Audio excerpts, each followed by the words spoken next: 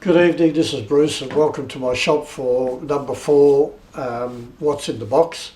And today, first of all, I'm wearing Keith Fenner's woolly jumper and his hat. Let's put that aside, that arrived recently, and thank you Keith for sending that over, very lovely pieces of tooling. I want to touch on two things today. One is references.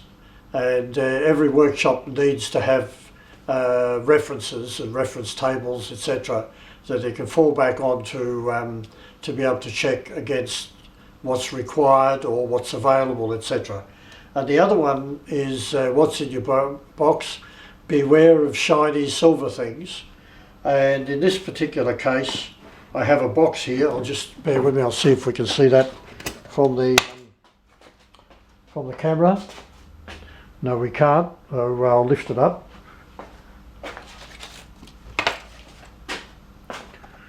There we go. What we have in this box here is a set of wavy parallels.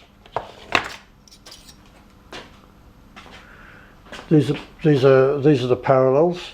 They're wavy, and the idea being that you can use these for holding very thin things in the vices on the milling machines. However, I chased around for these for a long time, and I finally bought from Great Britain. I bought this box of wavy parallels. It goes from half, 5/8, 3/4, 7/8, 1 inch, 1 1/8, 1 1/4, 1 3/8, and 1 1/2 inch in height. And I've used these a couple of times, and two things I found out. These are supposed to be spring steel, and when you close them in the jaws, they should come back to the same way. This is a 1/2 inch. It's marked here 1/2 inch, but as you can see, it didn't come back to where it should have come back. And the second thing is, when I was about to machine, I did a test run on machining a T keyway. Something didn't look right, and I measured these up, and they are not parallel. Some of them are out as far as 2 or even 3 thousandths. So they look nice, they're shiny, but they're bloody rubbish. So if anybody out there has got a set of good quality, or knows of where I can get a good quality set of wavy parallels, please talk to me, because I really need them. Anyway, now going to the references. So what I have on the wall here above my my selection of hammers, etc., is a leaf over. This leaf over unit here, and that carries some of the more daily in use references, and I'll pull them out and I'll show you. They just clip in, so they can be easily removed. This one is a tapping charts, UNC, UNF, isometric fine and coarse, BSW, BSP, etc. Behind that, inside there is a more comprehensive chart, or sets of charts inside, and that's very comprehensive. So that's one of them. The other one I have here is a Terravan Supplies, and they are drill size forming taps. So these are the drill sizes you need if you're using a forming tap. And on the other side is from Wiseman in Great Britain, where occasionally I do buy specials. You can get special taps and Coventry dies and so forth from this company in England. This is one that was sent out to me for a 1 inch by 28 UNJF bottom lead tap. Now that tap is a UNJF is actually aeronautical. It's made for aeroplanes. I needed that for a subsea job. This is just a simple, quick reference for tapping, and continues on the other side, and diameters of number and letter drills. This one here is my list of what I have in the workshop of my drills, rotor broaches, reamers in the workshop.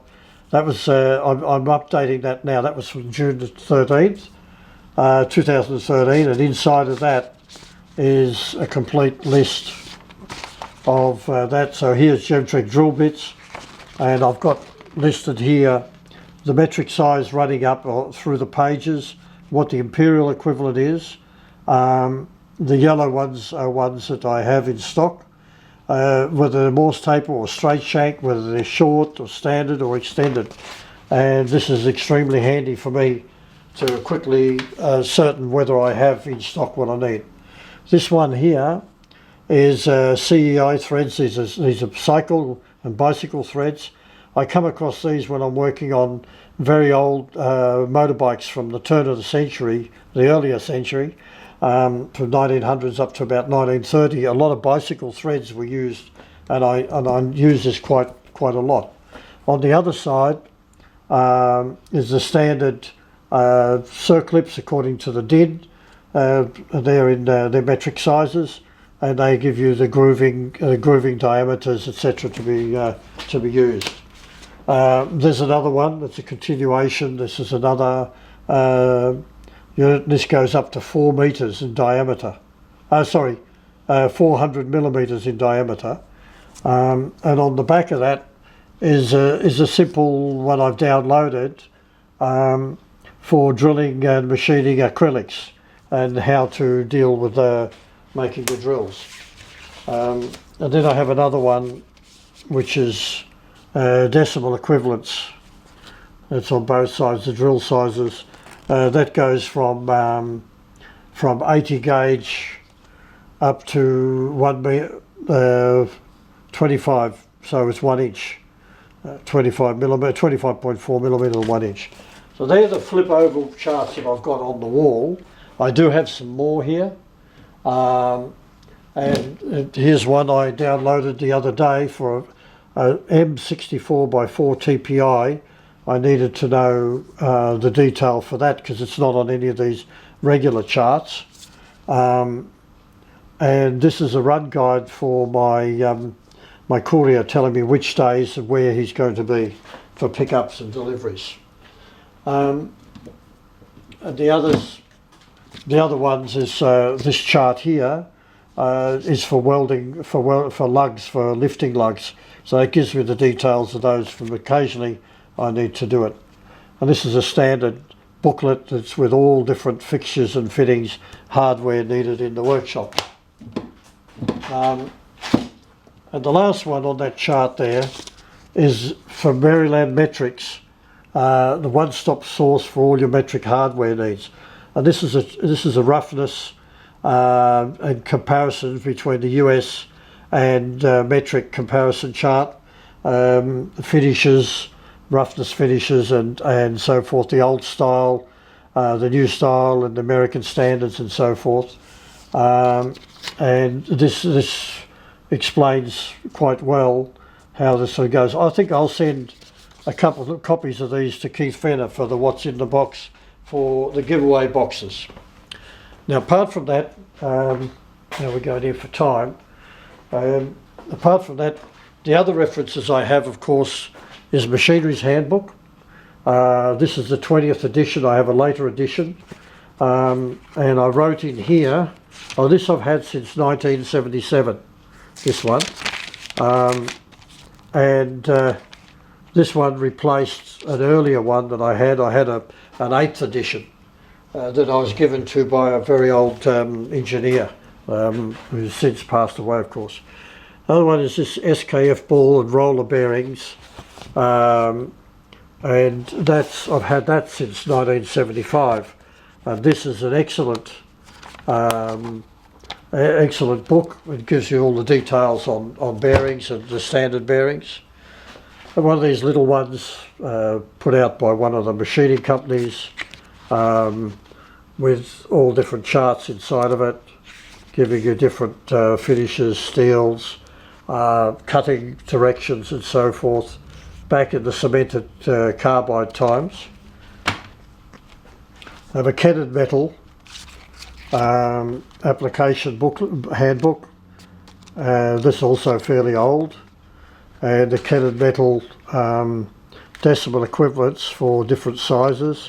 That's a quick chart reference.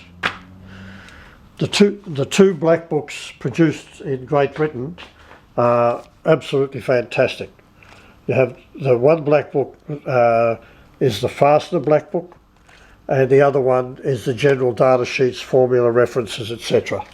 That's these two, and they are brilliant, absolutely brilliant. Well laid out, very comprehensive and very detailed. This is a handbook for Dormer, showing different the VA threads. You've got all sorts of threads. Of course, they're spruiking their own stuff, but that's a good reference book. This one here is a Sutton. That's an Australian made, number 80. That was 25 cents back in a few days ago. And this has all different conversions, tapping drill sizes, tap sharpening, etc., etc. This one here is by Neil Tools. It's on Moore and Wright, and this was going metric. This is when Australia started to go metric, and that was that's all sorts of tools and metric and imperial conversions. This is a little hand pocket chart for Loctite products. Quite comprehensive. This is Terravan. They're a company here in Western Australia and South Australia that supply machinery and equipment, and not machinery but equipment and consumables. And this is good because it's all laminated. It's got standard charts in it, so forth. Another handy little book. This one here is an oldie. It's a Starrett Tools and Rules, and that's another handy little one as well. Depth of threads, double depth of threads, English term conversions, surface plates. There's a lot of their equipment, of course, for very precise measuring, etc., etc. Tools, reading. There's a little chart here made by another company, but for revolutions per minute, number of teeth on the cutter, table of feet in millimetres, in feet or in millimetres, and the feet in millimetres per tooth. There's a second chart here on the flip side. This is a MTN bearing mounting tapered bore spherical roller bearings. Giving you detail on what measurements you need to use there. This one is Know Your Steel from tube makers. That gives you weights and the Australian standards for different boilerplate, etc. Bright steels, stainless steels, building products, tube, galvanised tubing, etc., etc. And here's another oldie. This is a cutting handbook that was produced by I can't see here, but that's got a nomenclature for drilling, drilling hints, point grinding, threading and taps, metal removal, reamers, milling cutters, general surface treatment, etc., etc. That's another handy one, particularly for when we're grinding, using our tool and cutter grinders, and how to set them for that, hobbing mills, threading and tapping, all the different ways that you can. Your reference here on the American standard tap diameters, the class 2Bs to 3B limits, etc., etc. So there you have it for what's in the box this Friday evening. I'm getting the call to go for dinner. So once again, thank you, Keith Fenner, for sending over the jumper and the hat. And we'll be seeing you again sometime.